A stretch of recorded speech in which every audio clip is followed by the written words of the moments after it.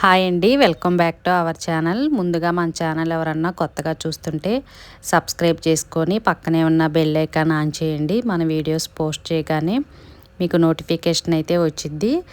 Video నచ్చితే తప్పకుండా like చేసి సపోర్ట్ అయితే ఇవ్వండి. అలాగే ఈ వీడియో ఎలా అనిపించిందో కామెంట్ కూడా చేయండి. ఈ వ్లాగ్ వచ్చేసి నిన్న మార్నింగ్ది అనమాట. నిన్న మార్నింగ్ అయితే సాంబార్ ప్రిపేర్ చేస్తున్నాను. బ్రేక్ఫాస్ట్కి ఇడ్లీ అయితే వేయాలి. కావ్య అయితే సాంబార్ చేయమని చెప్పింది. సర్లే అనేసి వెజిటేబుల్స్ అన్నీ కట్ చేసి సాంబార్ అయితే చేస్తున్నాను. చట్నీ కూడా చేశాను. ఇంకా ఇడ్లీ చేస్తే చట్నీ కంపల్సరీగా ఉండాలి కదా. ఇంక ఈరోజు అయితే పచ్చి కొబ్బరి ఏమీ లేదు, పచ్చిమిర్చి పల్లీలు వేసి కొంచెమే చేశాను చట్నీ. సాంబార్ చేస్తున్నా కాబట్టి చట్నీ చేసి తాలింపు పెట్టి పక్కనైతే పెట్టాను. ఎక్కువ శాతం అయితే పుట్నాలు పచ్చి కొబ్బరితో చేస్తాను. ఇంక ఈరోజు కొంచెమే చట్నీ చేసి తర్వాత సాంబార్ అయితే పెడుతున్నా. ఇంకా సాంబార్ అంటే అన్ని రకాల వెజిటేబుల్స్ వేసుకుంటే బాగుండిద్ది. ఇంకా నేనైతే ఎక్కువ దోసకాయ, ములక్కాయ, సొరకాయ ఏ వెజిటేబుల్స్ అయినా ఎక్కువ వేస్తానండి. సాంబార్ తక్కువ, ముక్కలు ఎక్కువ ఇష్టపడతారు.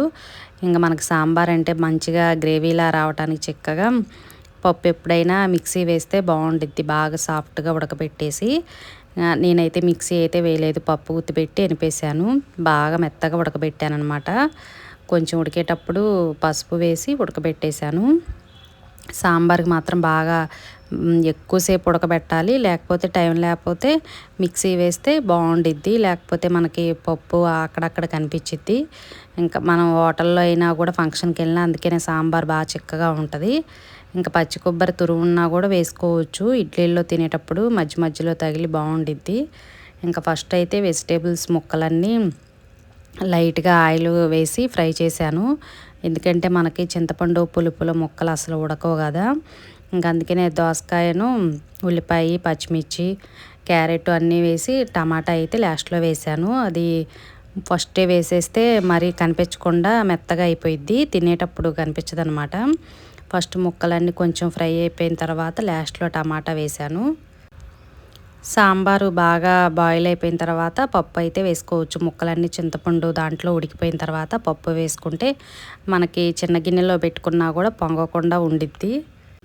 చాలామంది అయితే ఫస్టే తాలింపు వేసి తర్వాత వెజిటేబుల్స్ ముక్కలు అన్నీ వేసేస్తారు. నేనైతే లాస్ట్లో వేస్తాను. ఇంకా సాంబార్ ఎప్పుడు చేసినా తాలింపు మాత్రం లాస్ట్లోనే వేస్తాను, బాగుండిద్ది లాస్ట్లో వేస్తే. కొంచెం సాంబార్ పొడి ఉంటే సాంబార్ పొడి కూడా వేశాను. నేను సాంబార్ పొడి ఇంట్లోనే ప్రిపేర్ చేస్తాను. అంతకుముందు వీడియోలో కూడా ఎలా చేయాలో చూపించాను. బాగుంటుందండి, కొంచెం వేసుకుంటేనే మంచి అరోమాగా బాగుండిద్ది. మనం బయట తెచ్చుకునే అంటే మంచి కంపెనీలే ఉన్నాయి, అవి కూడా బాగుంటాయి. కానీ మనం ఇంట్లో ప్రిపేర్ చేసుకుంటే ఇంకా బాగుండిద్ది టేస్ట్. ఒకసారి ఇంట్లోది ట్రై చేశారంటే ఇంకా బయట ప్యాకెట్ కూడా కొనబుద్ధి కాదు, అంత బాగుంటుంది. మిరియాలు, జీలకర్ర అన్నీ వేసి ఇంకా సాంబార్ పొడి ఇంట్లోనే ప్రిపేర్ చేస్తాను. ఇంక లాస్ట్లో అయితే తాలింపు వేశాను. తాలింపులో ఎక్కువ ఇంగువ, జీలకర్ర, దంచిన వెల్లుల్లిపాయ అన్నీ అయితే వేశాను. ఇడ్లీల్లో సాంబార్ ప్రిపేర్ చేసేటప్పుడు రెడ్ చిల్లీ పౌడర్ వేయకూడదు. ఎందుకంటే మనం రైస్లో అంటే ఓకేలే, కానీ ఇడ్లీలో తినేటప్పుడు అంత ఘాటుగా ఉండకూడదు. మనం రెడ్ చిల్లీ పౌడర్ వాడకుండా సరిపడా పచ్చిమిర్చి వేసుకోవాలి, అప్పుడే బాగుంటాయి సాంబారు. కలర్ఫుల్గా ఉంటే టేస్ట్ కూడా బాగుంటాయి. రెడ్ చిల్లీ పౌడర్ వేసారంటే మీరు కలరు చేంజ్ అయిపోయిద్ది, టేస్ట్ కూడా మారిపోయిద్ది. మామూలుగా రైస్లో చేసుకునేటట్టయితే ఓకే, రెడ్ చిల్లీ పౌడర్ ఎంతైనా వేసేసుకోవచ్చు. ఇంక ఇట్లా ఇడ్లీల్లోకి తినాలనుకున్నప్పుడు మాత్రం ఎర్రకారం వేయకుండా కొంచెం ఎక్కువ పచ్చిమిర్చి వేస్తే అంత ఘాటుగా లేకుండా కలర్గా ఉంటుంది, మంచిగా టేస్ట్ కూడా బాగుంటుంది. ఇంకా అయితే ఇడ్లీ వేసేసాను. ఇంకా కావే వచ్చింది, మల్టీగ్రెయిన్ ఇడ్లీ రవ్వ వేస్తే ఈ సాంబార్లోకి బాగుండదు అనేసి ఇంకా తెల్ల రవ్వతోనే ఇడ్లీ పిండి ప్రిపేర్ చేశాను. కొంచెం అక్కడక్కడ బ్లాక్ కనపడుతుంది కదా, మినప్పప్పు. ఇంకా మినప్పప్పే వాడతా కాబట్టి మంచిగా ఇడ్లీ కూడా సాఫ్ట్గా బాగా వచ్చినాయి. సాంబార్ అంతా మంచిగా బాయిల్ అయిపోయిన తర్వాత లాస్ట్లో చిన్న బెల్లం ముక్క అయితే వేశాను. బెల్లం ముక్క ఇష్టం లేకపోతే స్కిప్ చేయొచ్చు. రైస్లోకి కూడా చాలామంది వేసుకుంటారు, రైస్లో సాంబార్కైనా. దాంట్లో వేసుకున్నా వేసుకోకపోయినా కంపల్సరీగా ఇడ్లీలోకి అయితే బాగుంటుంది. మార్నింగ్ బ్రేక్ఫాస్ట్ అయితే అయిపోయింది. ఇంకా ప్రదీప్ మాస్టారు వాళ్ళు వెళ్ళిపోయారండి. ఇంక ఇదైతే మధ్యాహ్నం అనమాట. ఇంకా కొన్ని పనులు ఉంటే కావ్య నేను ప్రిపేర్ చేసాము. ఇంకా 12 వరకు పనులు వస్తూనే ఉంటాయి ఇంట్లో. ఇంకా వంటగది అంతా క్లీనింగ్ అయిపోయింది. పై పని బట్టలు అన్నీ పనులు అయిపోయినాయి. ఇంకైతే మేము మధ్యాహ్నం లంచ్ చేస్తున్నాము. సాంబార్ ఇడ్లీ చేశాను. వీళ్ళైతే తినేశారు. నేనైతే ఇంక టిఫిన్ చేయలేదు. బాగా ఆకలి అవుతుంది. 12 గంటలకే భోజనం చేసేస్తున్నాం. సర్లే అప్పడాలు అయితే ఉన్నాయి. అప్పడాలు ఫ్రై చేద్దామని ఆయిల్ అయితే పెట్టాను. ఈలోపు మార్నింగ్ కడిగిన గిన్నెలు ఉన్నాయి. అవి కొంచెం తడంతా పోతాయి కదా, అవి అయితే సర్దుతున్నా. కావ్య వస్తే కంపల్సరీగా చికెన్ బిర్యానీ కానీ చికెన్ ఫ్రై రోజుకి ఒక వెరైటీ అయితే చేసి పెడతాను. తనకు నాన్ వెజ్ అంటే బాగా ఇష్టం అండి. చికెన్ కానీ మటన్ కానీ బాగా తినిద్ది. కాకపోతే ఇప్పుడు చికెన్ కానీ ఎగ్ కానీ తినొద్దని చెప్తున్నారు కాబట్టి చికెన్ చెయ్యది కావట్లేదు. ఎంత బాధపడిపోతుందో. నాకు నాటుకోడన్న తీసురండి, నాకు రోజు పప్పు మామూలుగా బెండకాయ దొండకాయ అటువంటి పెడుతున్నారా అని అలుగుతుంది. తనకి నాన్ వెజ్ అంటే అంత ఇష్టం. హాస్టల్లో కూడా నాన్ వెజ్ మంచిగానే చేస్తారు, బాగానే తినిద్ది.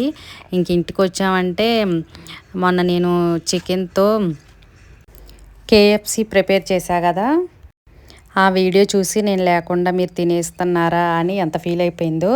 ముందు నేను ఊరొచ్చిన తర్వాత నాకు కేఎఫ్సి చేయాల్సిందేనన్నది. ఇంకా అసలు వచ్చినంతసేపు ప్రతిరోజు నేను వస్తున్నా నాకు కేఎఫ్సి చెయ్యి, చికెన్ ఫ్రై చికెన్ పకోడీ తనకు బాగా ఇష్టం. ఎక్కువ అవే తినిద్ది అనమాట. ఊరొస్తే మంచిగా మాస్టర్ అయితే బ్యాక్ పార్ట్ కట్ చేయించుకొని తీసుకొస్తారు. వాళ్ళ అమ్మాయికి నాన్ వెజ్ అంటే బాగా ఇష్టం అని. ప్రదీప్ అయితే చాలా తక్కువ అని చెప్తా కదా. ఇంకా మటన్ కానీ వేరేదైనా కావాలంటే సండే కావాలి. చికెన్ అయితే మనకి ఏ రోజైనా కూడా దొరికిద్ది కదా, చికెన్ అంటే అంత ఇష్టం. ఇంకా అసలు చికెన్ తినకూడదని చెప్తున్నారు కదా న్యూస్ పేపర్లో కానీ టీవీలో కానీ. అందుకోసం మనసు చంపుకొని చికెను తీసుకురామని చెప్పలేక అలా ఇంక అడ్జస్ట్ అయిపోతుందన్నమాట. లేకపోతే ఇంకా వీడియోస్లో వచ్చాయి. ఒకరోజు కేఎఫ్సి చేసేదాన్ని, చికెను పకోడీ కానీ చికెన్ బిర్యానీ కానీ ఇంకా డైలీ పెట్టినా కూడా చికెన్ తినిద్ది, అంత ఇష్టం నాన్ వెజ్ అంటే కావ్యకి.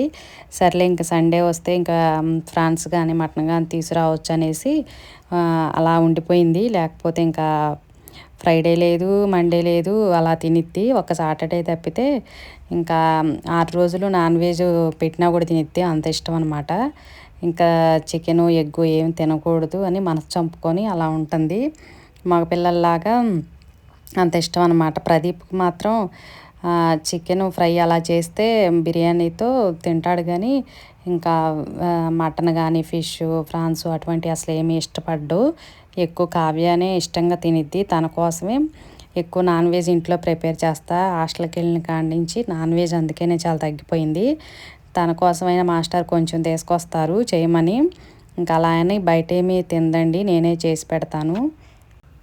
ఇంకా రోడ్ చట్నీ కూడా చేశాను, దొండకాయ చట్నీ. ఇంకా అది ఉంటే ఫస్ట్ రోడ్ చట్నీతో తినేసి తర్వాత సాంబారును అప్పడాలతో తినేసాము. మామూలుగా అయినా కూడా నేను 12 తినేస్తాను, అలవాటేనమాట.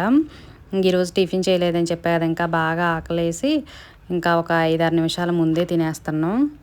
హాస్టల్లో అయితే వెన్స్డేను సండే చికెన్ బిర్యానీ పెడతారు. ఇంకా ఆ రోజు వచ్చిందంటే ఎంత సంతోషంగా చెప్పిద్దో, ఈరోజు ఎర్లీగా కిందకి దిగాలి అనేసి.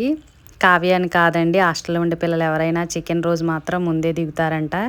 ఇంకా పాపం వాళ్ళు బయట నుంచి ఆర్డర్లు పెట్టుకోవడానికి కూడా ఉండదు కదా, హాస్టల్లో బయట నుంచి ఆర్డర్లు కూడా రానివ్వరు.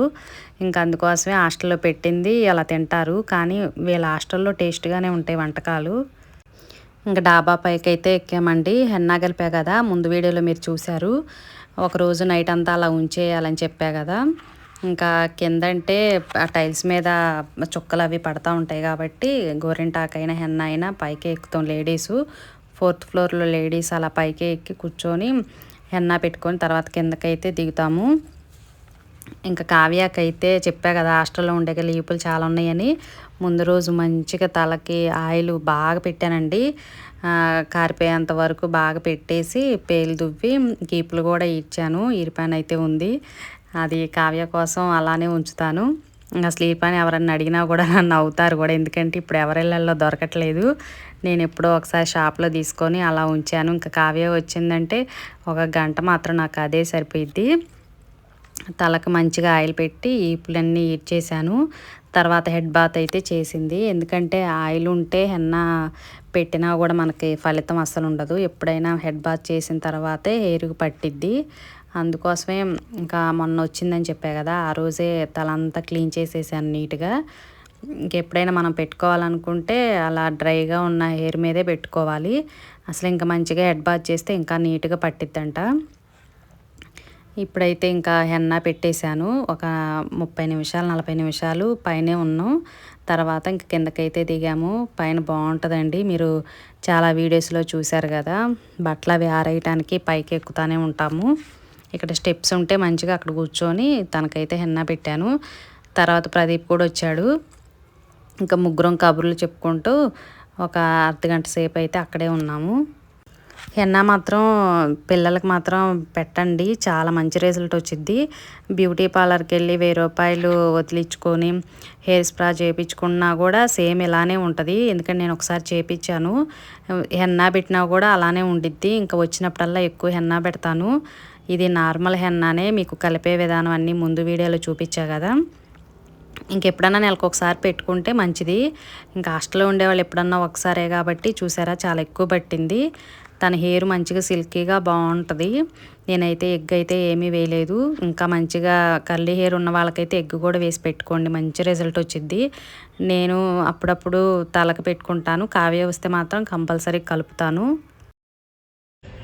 హెన్నా పెట్టడం అయిపోయింది కదా, కరెక్ట్గా 30 నిమిషాలు కానీ 40 నిమిషాలు కానీ ఉంచేస్తే సరిపోద్ది. అంతకన్నా ఎక్కువసేపు ఉంచకూడదంట, ఇంకా డ్రై అయిపోయింది. 30 నిమిషాలైనా సరిపోద్ది. మీకు టైం ఉంటే 40 నిమిషాలైనా ఉంచేయండి, అంతకన్నా ఎక్కువైతే అవసరం లేదు. కొంతమంది పెట్టేసి అలా గంట 2 గంటలు కూడా ఉంచేసుకుంటారు, నిదానంగా చేయొచ్చు స్నానం అనేసి. అలా కాదు, 30-40 నిమిషాలు ఉంచితే సరిపోద్దంట. కింద టైల్స్ మీద బ్లాక్గా చుక్కలు పడతాయి కదా, మళ్ళీ నల్లగా అయిపోతాయి అనేసి ఇంకే హెన్నా పెట్టాలన్నా గోరింటాకు పెట్టుకోవాలనుకున్నా అపార్ట్మెంట్లో లేడీస్ ఇలా పైకే ఎక్కుతారు. ఇది లిఫ్ట్ గది అనమాట, అక్కడ స్టెప్స్ ఉంటాయి, ఆ స్టెప్స్ మీద అయితే కూర్చున్నాం. చేతులతో పెట్టుకుంటే చేతులు ఇలా కొంచెం రెడ్గా బ్లాక్గా అయిపోతాయి. బ్రష్ ఉంటే బ్రష్తో పెట్టుకుంటే మంచిది. అంటే మంచిదంటే చేతితో పెట్టుకుంటేనే ఇంకా బాగా నీట్గా పెట్టుకోవచ్చు. చేతికి కలర్ అంటుకునే వాళ్ళు అని అనుకుంటే మాత్రం బ్రష్తో పెట్టుకోండి, లేకపోతే చేతులతో పెట్టుకోవచ్చు.